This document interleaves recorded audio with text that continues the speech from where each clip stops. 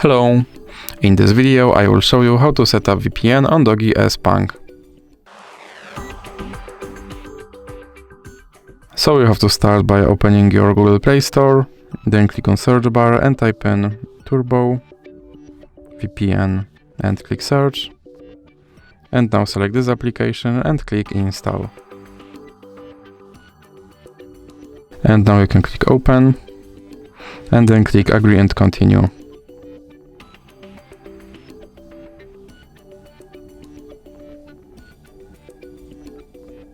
Now you can close this ad,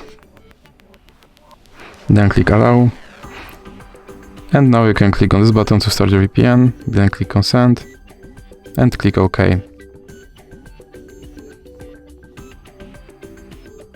Now you can close this ad, and as you can see, now I'm connected to VPN in United States.